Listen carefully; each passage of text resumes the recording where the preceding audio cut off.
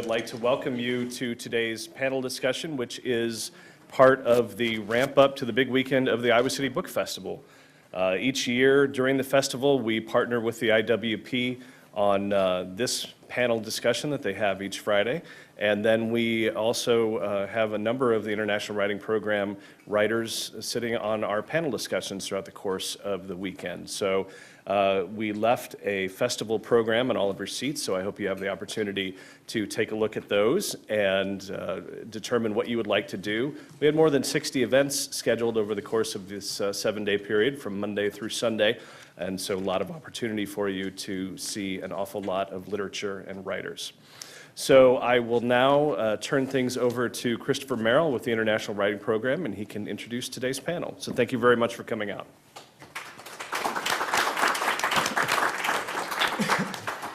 Thank you, John. Another exciting week in this UNESCO City of Literature. I hope some of you saw last night in the Light Show by Gary Hofstetter, there was pictures of Frankenstein, which we had a complete reading of over the last few days. My thanks, first of all, to the Iowa City Public Library, to Beth Fisher, Susan Craig, and their staff for making the space available to us every Friday noon during the fall residency of the International Writing Program. More information about the writers who will be on the panel today and who are on panels throughout the weekend can be found at our website, iwp.uiowa.edu. My thanks as well to Downing Thomas, who provides the pizza in the back of the room. He's the Dean of International Programs at the University of Iowa. And today, for this really wonderful panel, also we have written copies of the presentations. And for those at home, those presentations go up online a few days after every panel, so you can read them there. Our special guest moderator for today's panel is Liz Lenz. She's the author of the forthcoming book, Godland, from Indiana University Press, and Belabored, which is forthcoming from Nation Books. Her writings have appeared in the New York Times, the Washington Post, BuzzFeed, and others. She holds an MFA from Lesley University and is a writer for the Columbia Journalism Review. Please join me in welcoming Liz.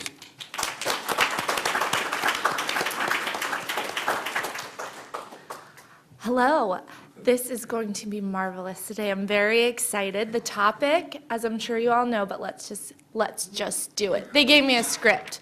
I'm not supposed to go off of it.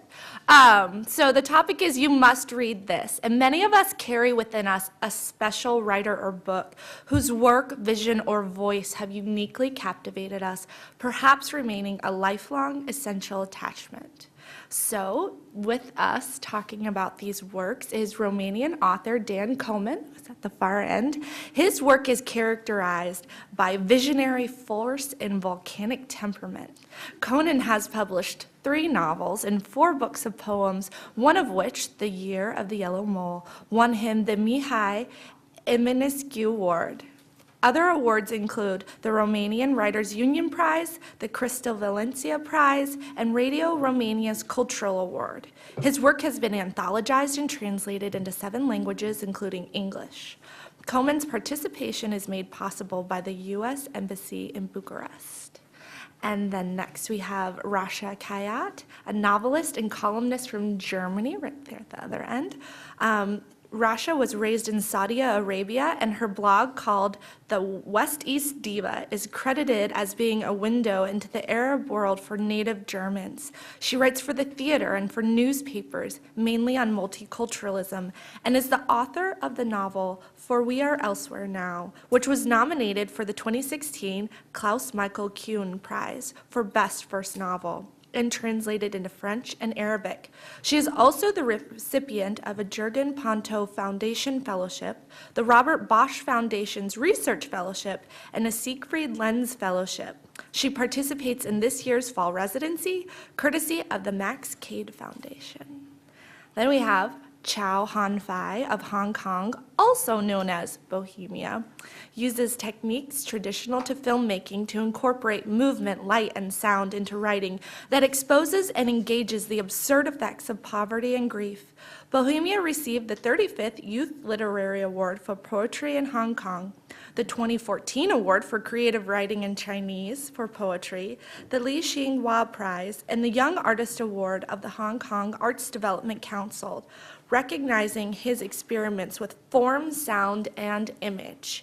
His first book was the poetry collection Long Takes. A second volume is forthcoming. His participation is made possible by the Robert H. N. Ho Family Foundation. And finally, we have Tehila Hakimi of Israel. She is a mechanical engineer and graphic novelist whose work is characterized as complex, riddle-driven, that takes pleasure in dismantling and disruption. She writes poetry, fiction, and graphic novels. Her poetry volume, Will Work Tomorrow, received the 2015 Bernstein Prize for Literature, and alongside her graphic novel, In the Water, sorry, I'm wearing my glasses today, so like I'm an old lady. The Hoshua Rabinowitz Foundation Prize for Literature. Hakimi received the 2014 Israeli Ministry of Culture Prize for Emerging Poets. Her participation is made possible by the United States Israel Education Foundation, and let's give a round of applause for all of them.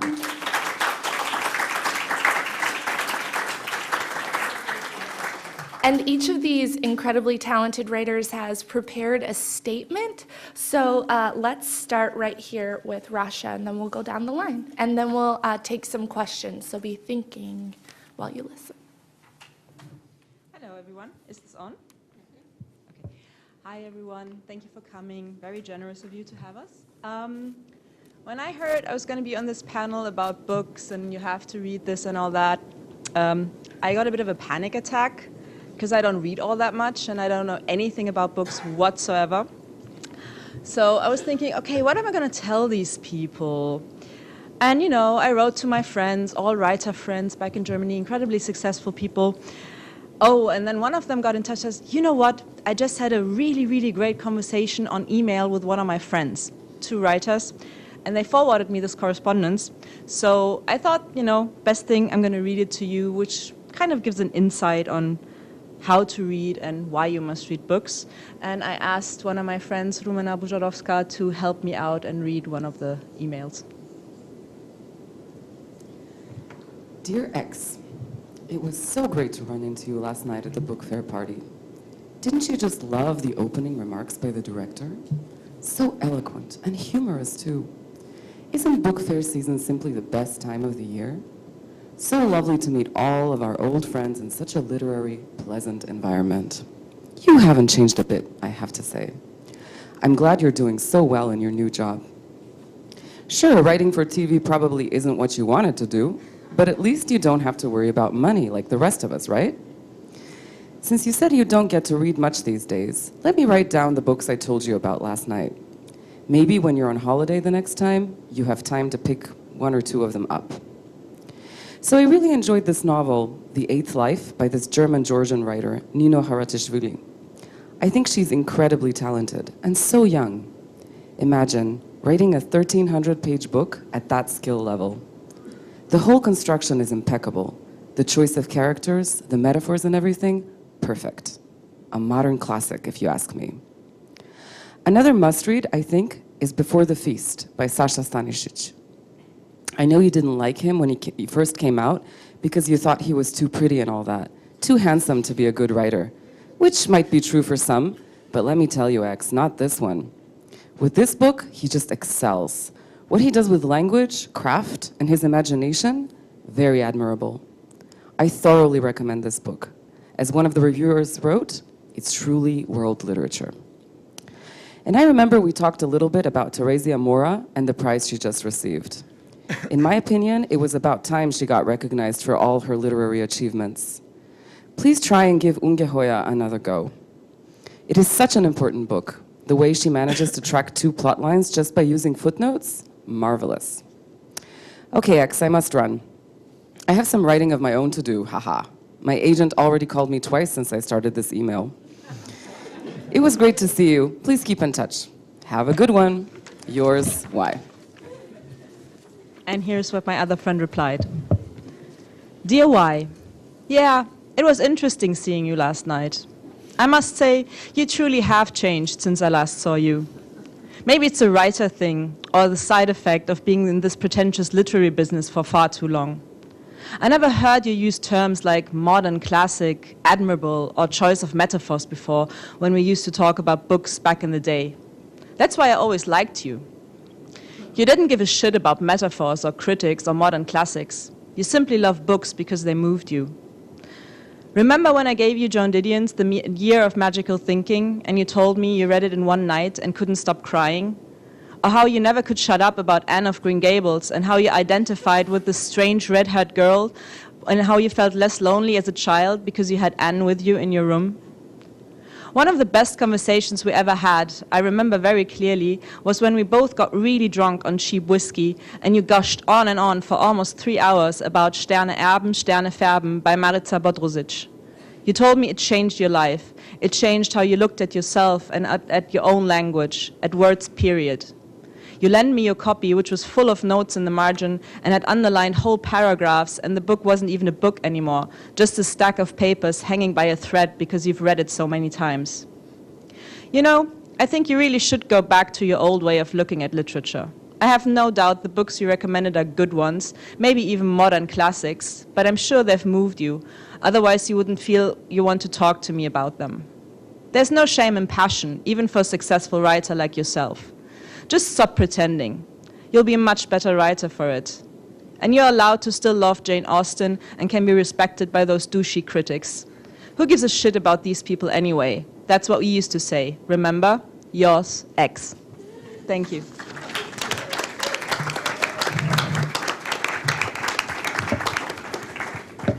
Thank you. Tehila, do you want to go next? Yeah, sure. I'll start with a short quote from the book that I wrote about. It's a book that is quite important for me. I was named after the name character of this book, so I have this special relationship with her, or maybe with the book. So it's kind of a letter I wrote to this character. And actually, I found the book in the library. The story is called Tehila, and it's part of this mix of Hebrew writing. So you should look for it if you want to read it. There was an old woman in Jerusalem, nicer than anybody you have ever seen. She was so good and wise and meek and charming. The light in her eyes, forbearance and mercy, and the wrinkles in her cheeks, blessings and peace. Dear Tehila, they named me after you. They hoped I would be as wise, good, and meek as you, but this is only the tip of the story of myself and you. Though this is how it started for me. This is where I found out about you first. In the story my parents told me, about you, and my name after you, Tehila. Sometimes I think they called me your name because of the la sound at the end of Tehila, or maybe because Tehila also means in Hebrew glory and fame. Growing up with your name, you followed me, floating above my head like a cloud, sometimes dark, but I learned at some point that every girl is born good and meek. In the beginning, when I read your story, I remember myself thinking, how could they call me after you? An old lady. Tehila, sometimes I think I was born 104 years old, like you. Born old, lonely and pure.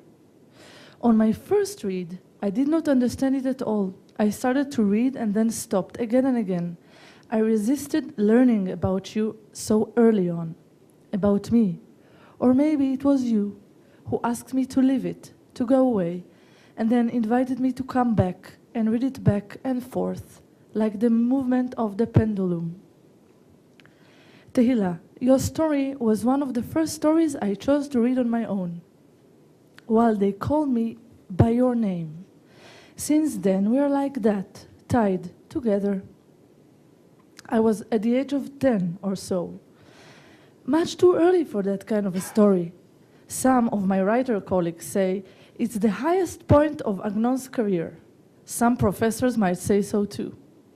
Later, in my teenage years in camp, I remember someone asked me if I was named after the 80s TV show Fame. In Hebrew, it's the same name as Tehila. He said, my sister was also named after that show. Well, I didn't want to let him down. He was all in his dancing mood and music was playing in the background, so I told him, yes, of course. But then returned to the story again, thinking about you. How can I ever start to explain? At some point, after reading for the 4th or 5th time, I learned all you wished for was to die while receiving forgiveness. And I suddenly read all the disasters you have been through, and it opened my eyes. I found out about them only later, our disasters, while reading you again and again in my 20s. Before that, I was afraid to find out about them, I guess. Maybe skipping them, maybe reading while half sleeping. How did you manage to go through all these losses? How to go through life?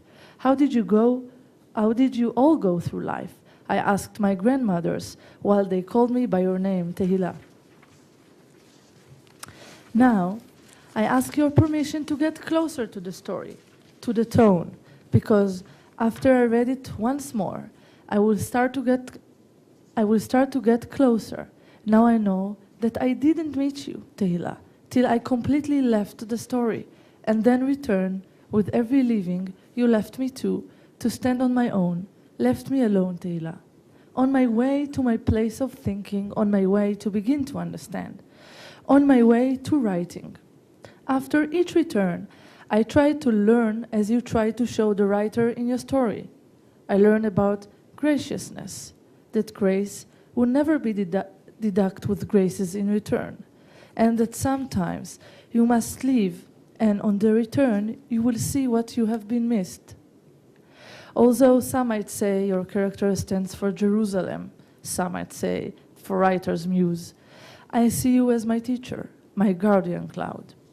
Like the writer in your story, I'm looking for my way inside writing in an unknown city.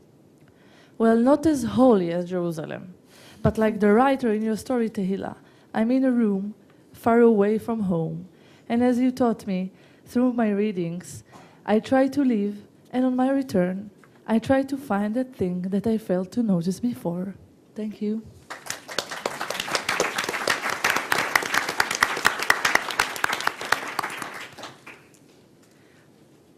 And Chow?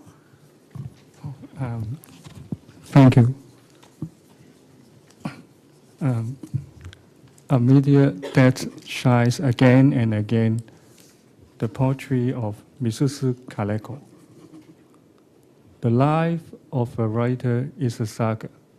I know, because I'm finally living it. When I was listening to my favorite radio program about poetry sometime last year, the presenter, also a great poet, introduced a frequently overlooked poet from Japan. The first poem read in the program was Slow Pile, in Chinese translation, of course. Snow on top must feel chilly, the cold moonlight piercing it. Snow on the bottom must feel blended by the hundreds who tread on it. Snow in the middle must feel lonely, with neither earth nor sky to look at.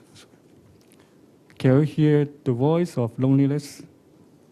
Since the poem is written for children, the verse, image, and subject matter is simple. However, the meaning beneath the childlike surface is mature. So I feel the deeper impact of the poem in my mind. At that moment, I told myself I must commit to memory this poet's name, Mrs. Kaleko. I searched for information about Mrs.'s life on the internet, and then I brought a complete collection of her poetry.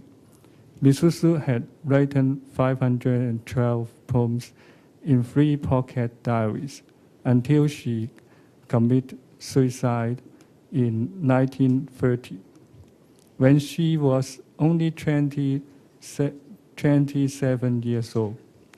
Before that tragedy, her poems were published in several famous magazines.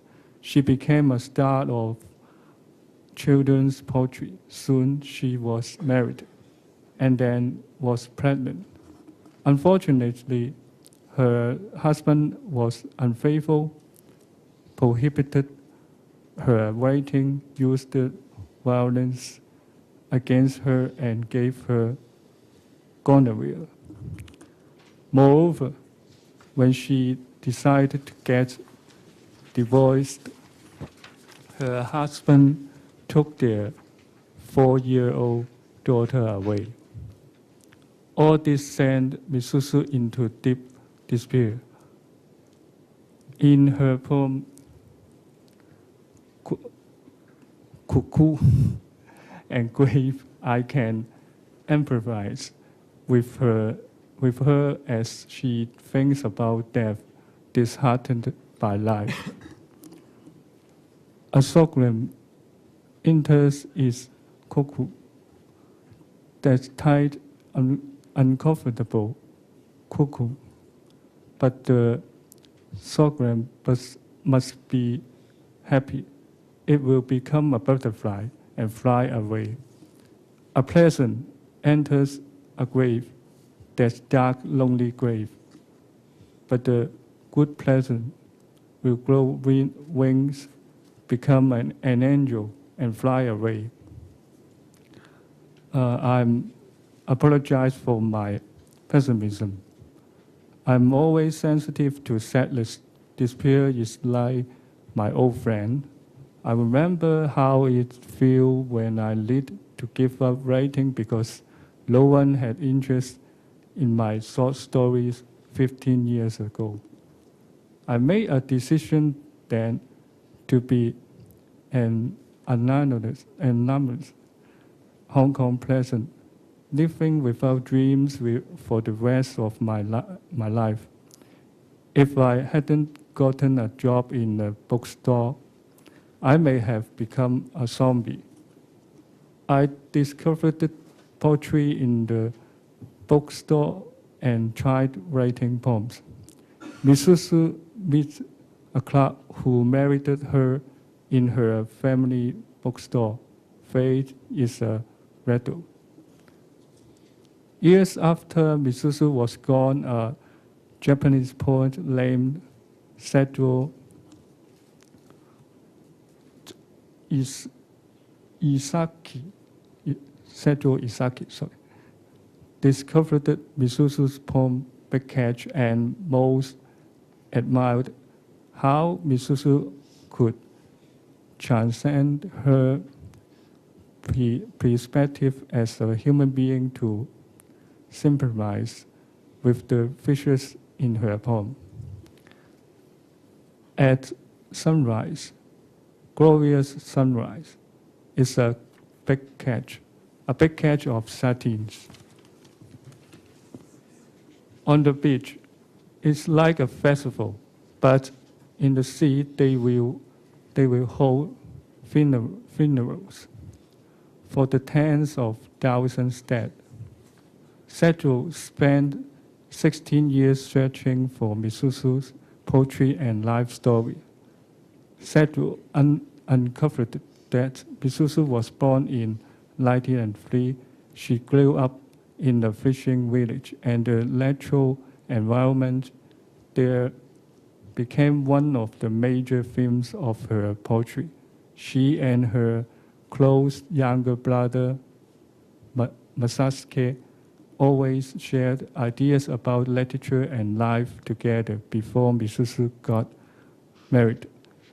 When Sergio located Massaske in 1982, Massaske showed him 3 pocket diaries belonging to Mrs. Massaske, cherished and kept these diaries for over 50 years. 2 years after this meeting, the complete collection of Mrs.'s poetry was published. Her poetry soared again and in the minds of her readers.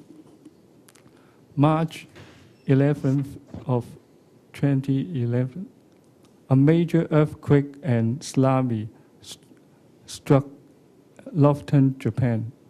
Many victims lost their families, homes, and hopes. Gradually, some people record Misuzu's poetry. They read "Are You an Echo?" to victims to encourage them and comfort their minds. If I say, "Let's play," you say, "Let's play." If I say "stupid," you say "stupid." If I say, "I don't want to play anymore," you say, "I don't want to play anymore." And then, after a while, becoming lonely, I say "sorry," you say "sorry." Are you just an echo? No, you are everyone. This poem also encouraged me and comforts my mind. Does it do the same for you? Thank you. And then I'm happy to invite the IW writer Yusho from Japan. He will read the poem "Are You an Echo?" in Japanese. Please welcome Yusho. Thank you. Okay. Okay. 遊ぼうって言うと遊ぼうっていう。バカって言うとバカっていう。もう遊ばないって言うと遊ばないっていう。そうして後で寂しくなってごめんねって言うとごめんねっていう。児玉でしょうか。いいえ、誰でも。Thank you.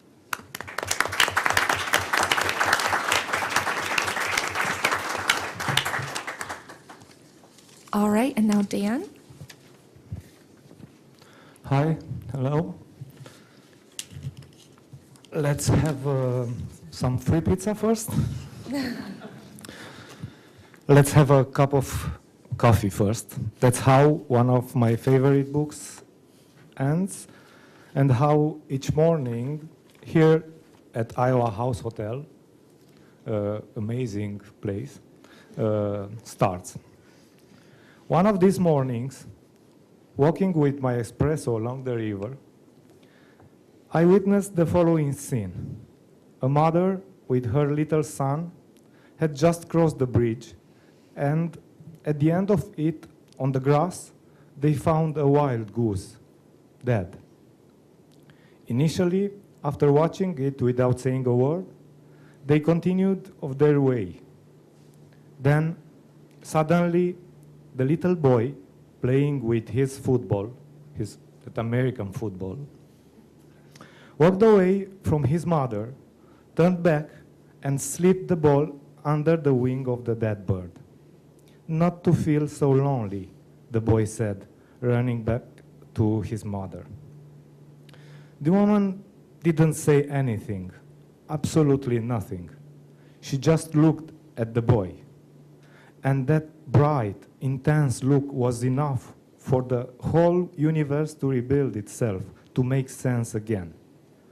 That morning, the mother's eyes astonished me more than the boy's gesture, not only because she understood and accepted the situation, but also because her look was a very exquisite form of education. The very next moment, I remembered the Zyka experiment. In the 80s, in one of the most terrible periods of Romanian history, in a school near Bucharest, a design teacher gave up all the classical, rigid, and silly methods of teaching and, against all the rules, chose to play with his students by asking them questions and, more than that, encouraging them to answer. His classes were not seen in a good way, of course, and he was often warned to stop practicing free and creative activities that were in total contradiction with the strict education of the Communist Party of those years. Professor Zaika created various questions to stimulate children's creativity, trying to get rid of the typical formalism of adult thinking. His questions were about simple things like joy, smiling, home. And the amazing result of this line of questioning was the Zaika experiment, a book that gathers all the children's answers and which, without being a poetry book, is one of the most beautiful and intense poetry books I have ever read. I'm sure that after each answer, the teacher looked at his students exactly how, over 40 years later, here on the bank of the Iowa River, a mother looked at her son after he gave away his favorite toy to a dead bird. Here are some examples of answers from this book, examples that could also be on a short list of reasons for reading poetry. What does the word modern mean? And a boy, 7 years old, answered in this way. Modern is when you see something beautiful and expensive and you don't have enough money. What are eyebrows useful for? The eyebrows are used to keep the forehead up and not to cover the eyes. What is the soul? The soul is when your mother puts the cakes on the plate and you leave some of them for the little ones. What is sadness? Sadness means when a man pays a visit to another and drinks a lot. What's the smile? The smile is when some people laugh with their mouth shut in order not to disturb their neighbors in the block. What are tears? Tears are when the brain has a moment of thought, it gets sweat, and the sweat goes out through the eye. What is talent? This is for IWP writers. Talent is a pride of the brain. What is hygiene? Hygiene is the word, yeah? Hygiene is when the relatives pay you a visit and see how clean your house is. Why do only some flowers smell beautifully? Flowers smell beautifully because the bee comes and takes their honey. Only the smell remains. What are microbes? Microbes are some worms that sit in the caries of the teeth, eat, fill up, and then go out, sit on the sidewalk, and when people pass, they get into their mouth. What is time? Time is a beautiful horse that spins the earth, 5 years old. And the last one, what is dance? Dance is people's stick to joy. Thank you.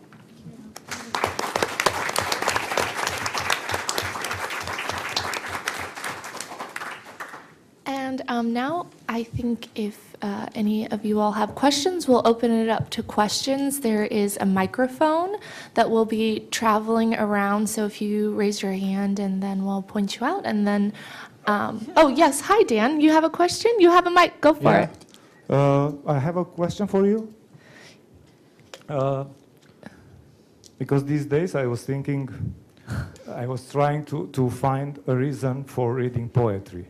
And I would like if you can give me one reason to read poetry. Okay, well you heard that your assignment is to give Dan a reason for reading poetry. and also ask any questions. And while we wait for some hands to go up, I would like to ask some of the participants. I know Dan and Chow read pieces from the works that you must read, but I wondered if anyone else wanted to read an excerpt from some of the books that they believe are just essential to them. I think, Rasha, did you have something? Yes, I do. And feel free to raise your hands if you think of a question or a reason to read poetry. This is very modern for me. I usually work with paper and pen, but because I didn't have any of the books with me that are in this paper, and because it was too late to check them out at the library, only Tehila was diligent enough to do this. And also, another problem, English translations, obviously. I got in touch with the translators of one of the books that I mentioned in this talk, and the translation is actually going to come out, I think, by the end of this year or in the beginning of next year, of the wonderful book Das 8. Leben, which is the 8th life of Nino Haratischvili, which is one of my favorite books I read in the last 10 years. And this is one of my favorite paragraphs, I guess. And the translation is done by Ruth Martin and Charlotte Collins. And Ruth Martin sent me this. Live through all wars, cross all borders. To you, I dedicate all gods and all rosaries, all burnings, all decapitated hopes, all stories. Break through them, because you have the means to do it, Brilka, the 8, remember it. When we are all interwoven, we will all be forever interwoven in this number and forever able to listen to each other down through the centuries. You can do it. Be everything we were and we were not. Be a lieutenant, a tightrope walker, a sailor, an actress, a filmmaker, a pianist, a lover, a mother, a nurse, a writer. Be red and white and blue. Be chaos and heaven, and be them and be me, and don't be any of it. Above all, dance countless pas de deux. I have written down for you all of these words that I have possessed. Wow, thank you. That's beautiful. And then Tehila, did you want to read a passage? Or you don't have to. I know I am putting you all on the spot. I can read a small passage, first in the Hebrew and then in the English. Very short one. Just read the whole book. Just do it. We'll sit here and wait. It's only 40 pages, so Okay. we could do that. Sure. If there aren't any questions or if anybody can't think of a reason why write poetry, we'll just do that then. I'm kidding. We'll let Tehila read her passage and then we'll go with you. Thank you. עד שלא יצאתי מירושלים, לא הכרתי אותה. משחזרתי לירושלים, הכרתי אותה. והאח לא הכרתיה קודם, האח אתם לא הכרתם אותה עכשיו. אלא כל אדם נועד לו להכיר את מי שיכיר, ובאיזה זמן שיכיר אותו, ובאיזה סיבה יכיר אותו. I did not know her before I left Jerusalem, but made her acquaintance after I returned. And how is it that I did not know her before? Well, tell me how it is that you don't know her even now. But it is ordained for every man whom he is to know, and when he is to get to know him, and how. Thank you so much. All right, do we have a question? Is this And this the on? answer. It Yes. works? Okay, so the answer to maybe a reason why to read poetry. Sometimes the world gets heavy with so many meanings that reading poetry, all its colors and parts and expressions, washes my own meanings clean, and I can go on feeling light with hope to find more meaning with life. Great, thank you. That was lovely. Did you write that previously? Is that something you'd thought about? Oh, that's so marvelous. This is really the encapsulation of the city of literature. Literature meets literature. Thank you. It's the pride of the brain. My answer is similar, only not nearly as poetic. I read poetry to find a kernel of light and truth in the midst of chaos. That's I wonderful. read poetry to look smart on the bus. That's some real talk. I like that. So I read poetry to feel less lonely. And I really loved the Japanese writer's poems. And she had talked about the echo, so I'm going to respond to your question in an echo. What does Iowa mean to you? Yellow, black.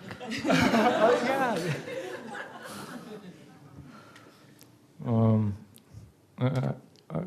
I have to answer, yeah?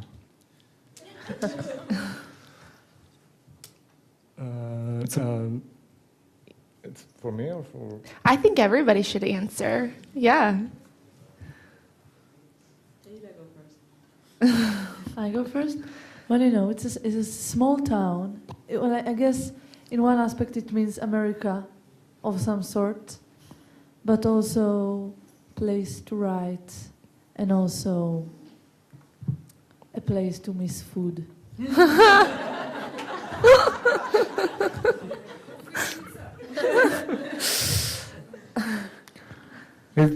Iowa City it's really a perfect place to fall in love and write poetry.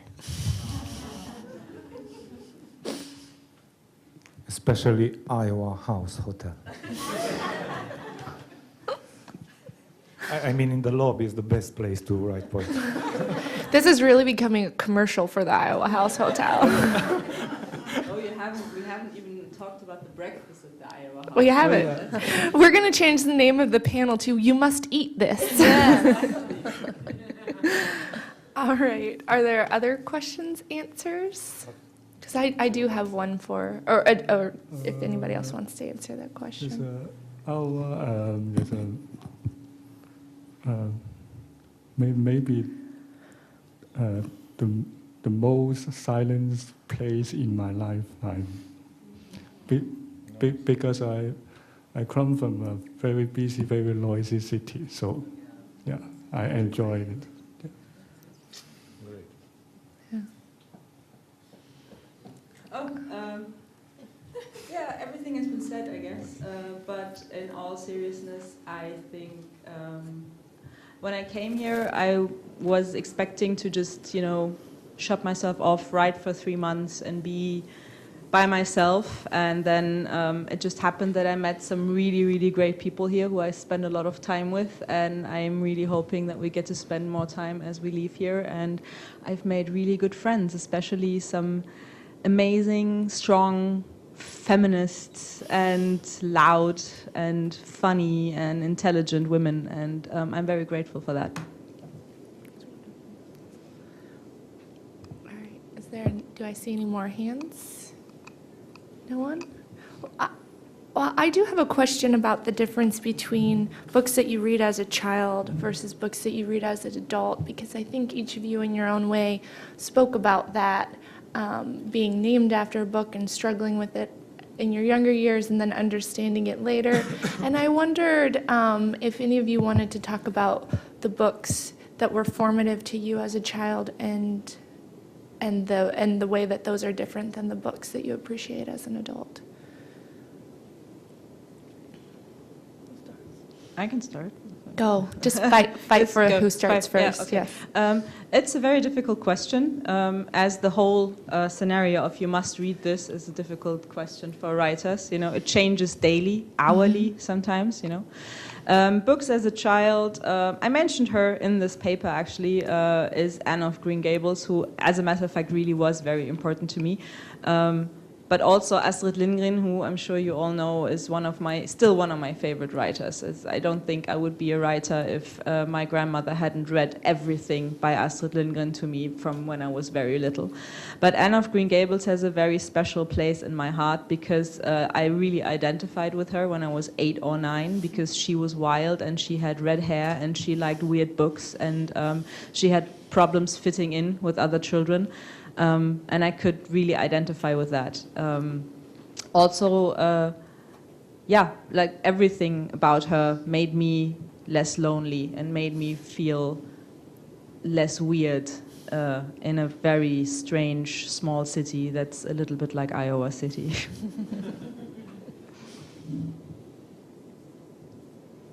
It's my turn.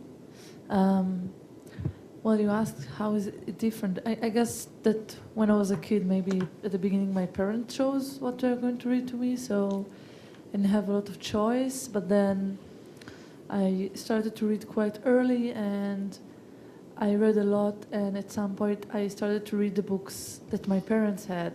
So I think that through my childhood I usually read books that were not for my age. So I left childhood books quite early, so I don't know, yeah.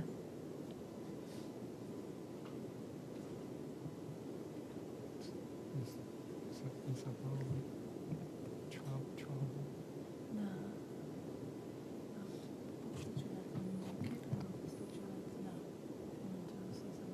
When I was child, I didn't like to read very much, but because we had in that time only, I mean, there were a lot of stories for children, but communist stories, you know, about the party and about the socialism, and it was so boring. And I think I discovered this kind of literature for children.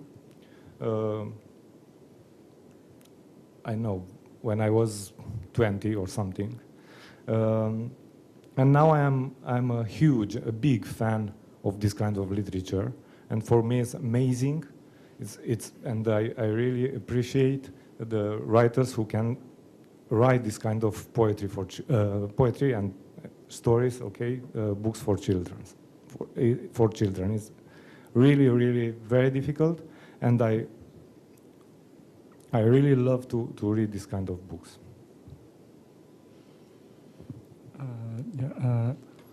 I have a quite strange situation because when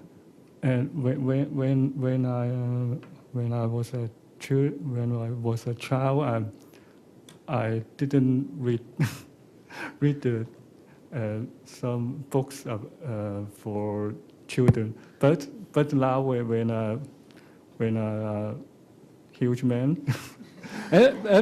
I'm like opposite. I enjoy to read some poetry or stories written for children. Yeah. I wonder what you all, or who you all are reading right now, who you can't stop talking about. Which writer or what book or what works are you reading in this moment here in Iowa that you like to talk about? You don't even have to like, you can just like to talk about them. There's a big difference, I think. I discovered recently, and I have here in Iowa, a short story collection by Junot Diaz. Yes. And is, sorry, I was fucking good, but it's honestly good, it's very But good. it is fucking good. It's amazing writer. Yes. I'm actually reading a lot about guns now because I'm writing about a hunter, so I'm doing a lot of research, but also I brought with me some book in Hebrew, and I read this book by Sibyl Berg, who is a German writer, and it's really good. It has this dense, very sharp language, and it's very cruel, but it's also very, very human. So you should look for her, Sibyl Berg. I don't know which books were translated, but the German said that she's also good, so it's another name. She is, yes. Yeah. I'm reading a new book from University Library. It's called Unemployed Poems. The book's name is written by a poet from Chile, and I like the book design is very, very, very good, and And when I read this book, I love the first sentence I read. It says, "Get a job. Those things you write are just unemployed poems." Yeah.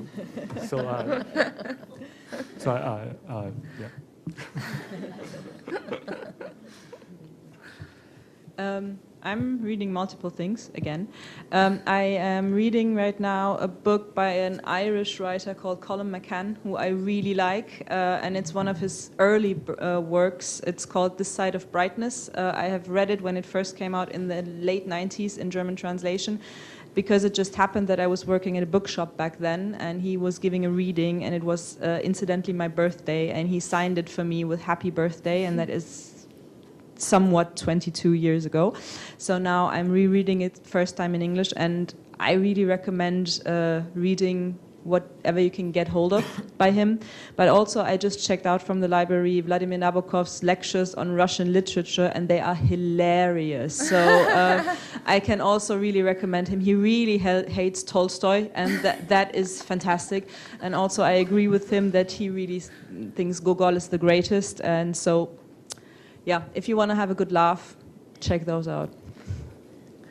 That's so interesting. I've been recently rereading Gogol's Dead Souls because I've found a lot of parallels between a lot of Eastern European literature and what's happening in America today. So even to the absurdist levels. So I guess one thing that I would really like to talk about is when we talk about like what you must read, I guess is the, sometimes we get caught up in what we want to read and what we feel like we have to read. You know, there's the list, there's always the list, even if you disagree, there's always a list of these are the books.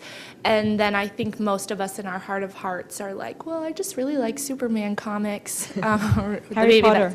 Maybe that's just me.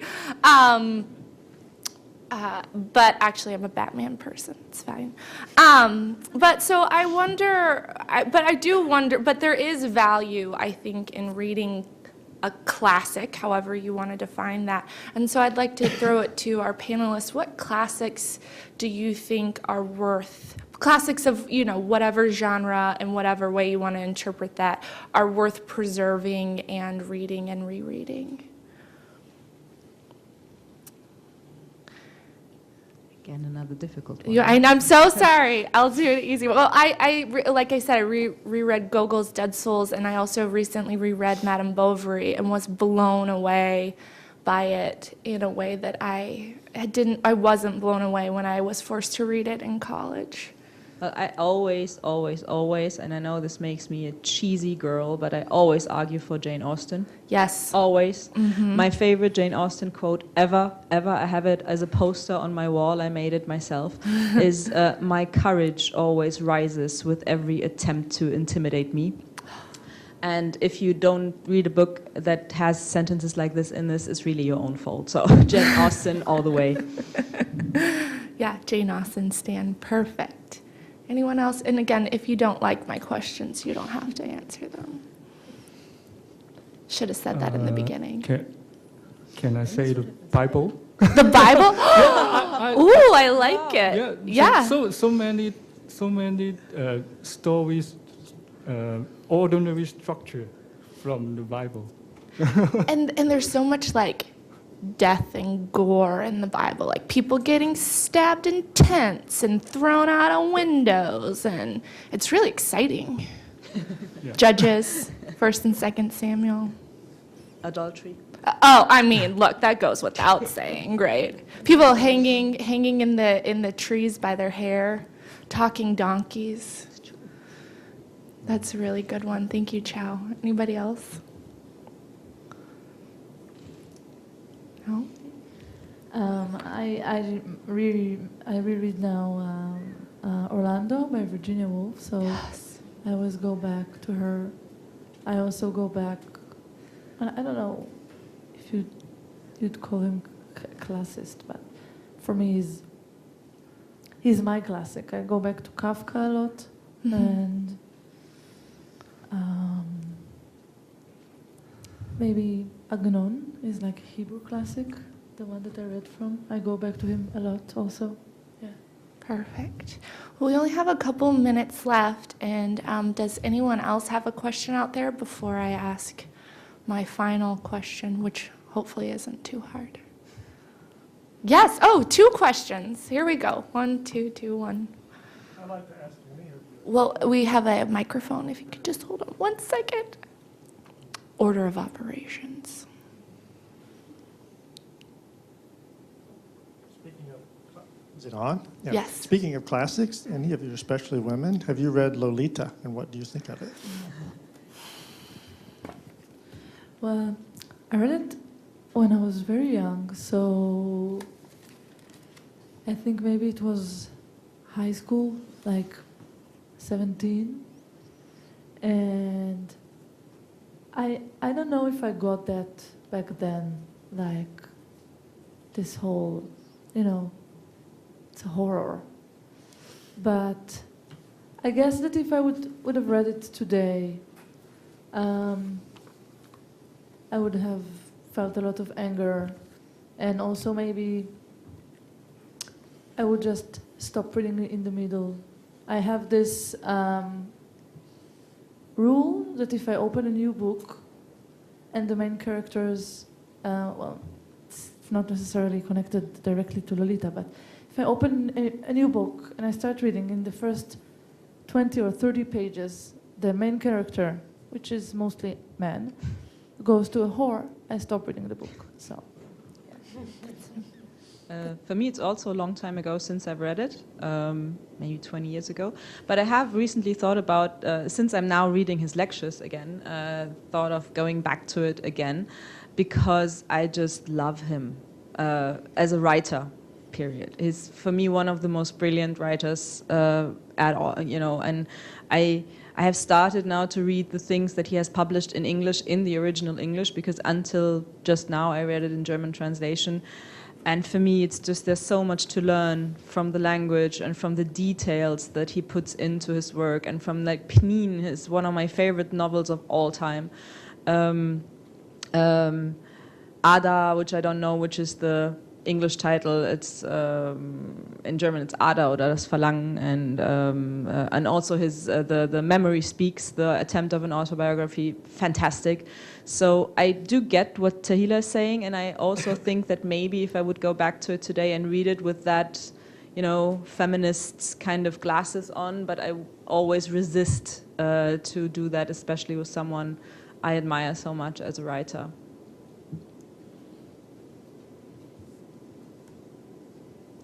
Hi. So you spent this panel telling us things that, really good works that we must read.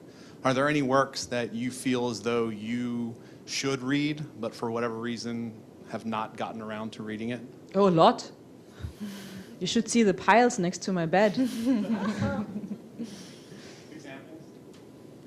Oh my God. Now I should have a picture.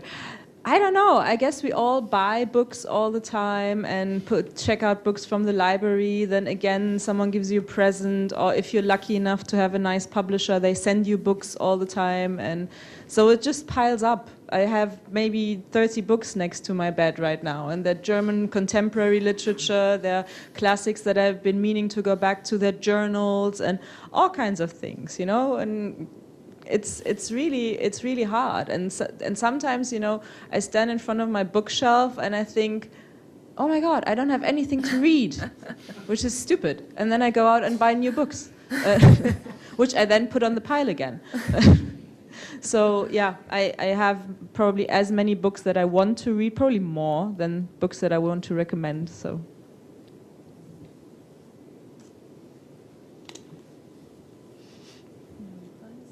I would like to know more about contemporary poetry from Algeria, from Hungary, from Russia, because we have this huge problem that poetry is not very often translated into another languages.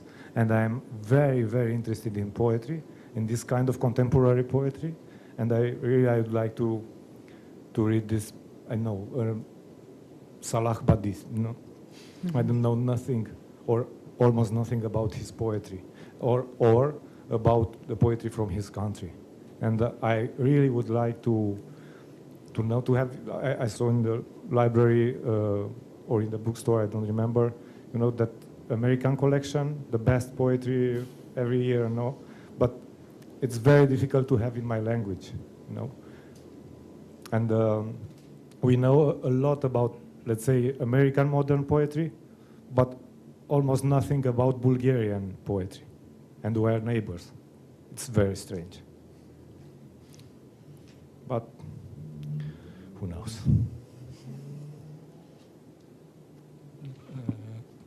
I very agree with them. Yeah, and for my interest, I want to read more, not just in English.